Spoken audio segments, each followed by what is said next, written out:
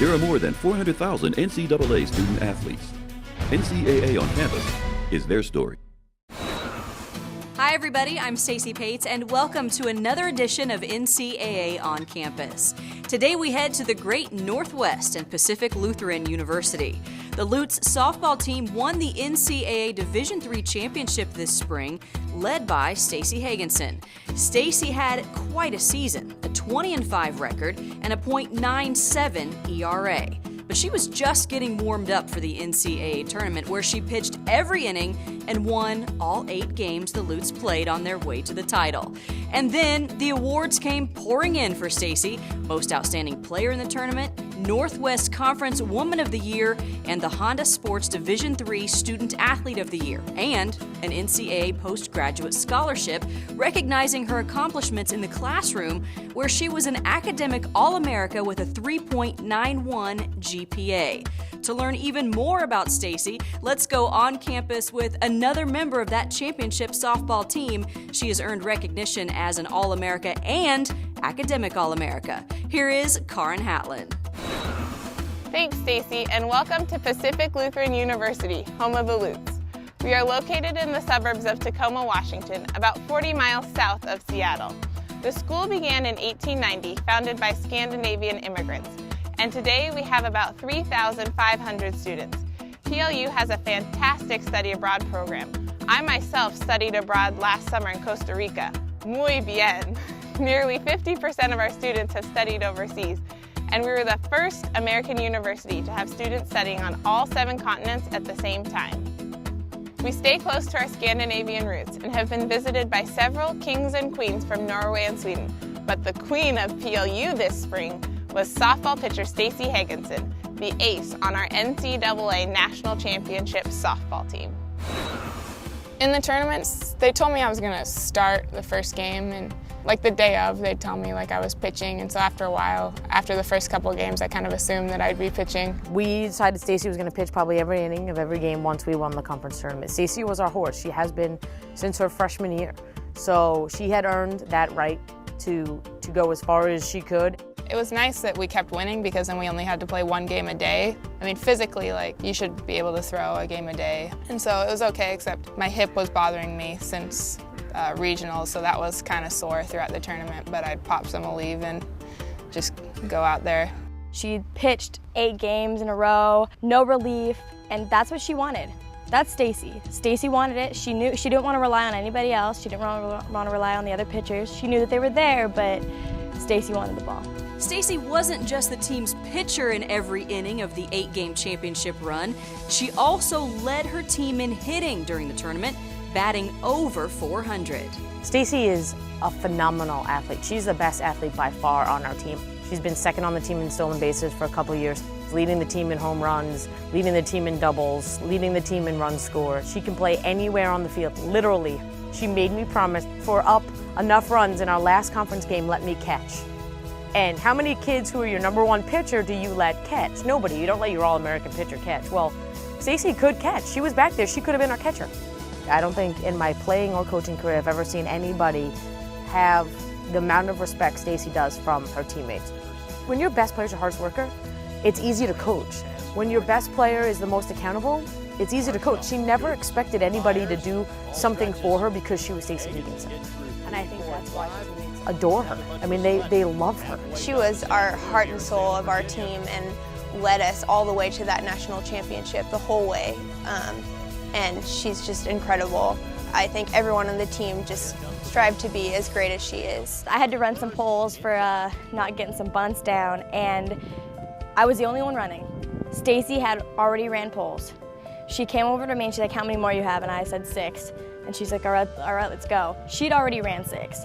So she got by my side and we counted off and ran another 6 poles with me. And just stuff like that. That was normal for Stacey. I've never been a very vocal leader. I always, tell myself I need to lead by example, and I think that actions speak louder than words, and I can't tell anybody to go do something if I'm not going to do it myself, and if I set a good example, people will follow. And one thing that I've always focused on is whatever you do, work at it with all your heart. Stacey certainly follows that advice in the classroom, where she earned a double major in math and econ and graduated with a 3.92 GPA. She was named Academic All-America and received an NCAA postgraduate scholarship. Professor Tom Edgar saw her work ethic as she prepared her senior capstone project in the middle of the NCAA championship run.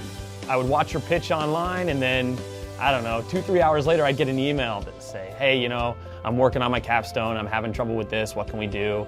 I'd point her in the right direction, and that was usually it. She's doing homework all the time, all the time.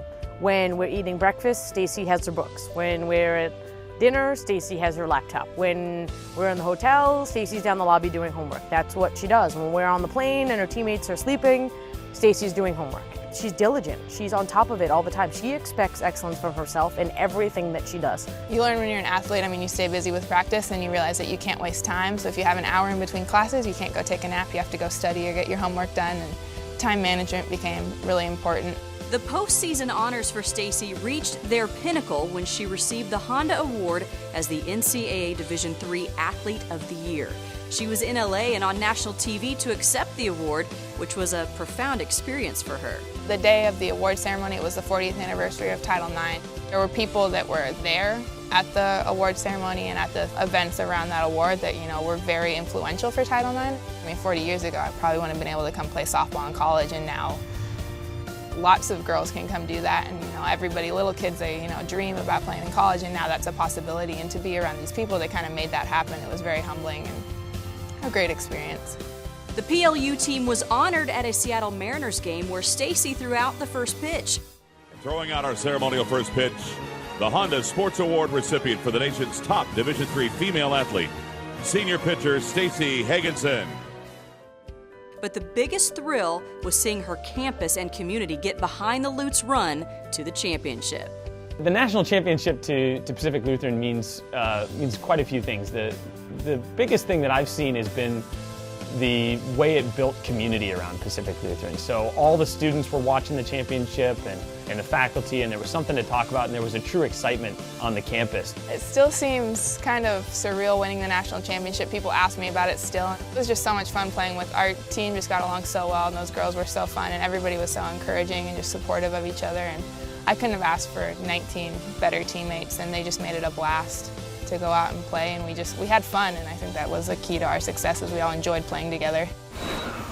Congratulations to Stacey Hadensen on her remarkable NCAA career. You inspire us all. Before we end this show, let's talk about another inspiring NCAA student athlete. On July 23rd, Sally Ride, the first American woman in space, passed away from pancreatic cancer, much too young at the age of 61. Sally played tennis for Stanford and in 2005 was the recipient of the NCAA's highest honor, the Theodore Roosevelt Award. Here is an NCAA Retro. When the Space Shuttle Challenger soared into orbit, Sally Ride became the first American woman in space.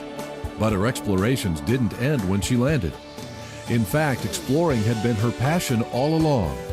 At Stanford University, her love of science helped her soar in the classroom. She earned degrees in both English and physics, and her master's and PhD in physics soon followed. And if it wasn't a voltmeter in her hand, it was a tennis racket.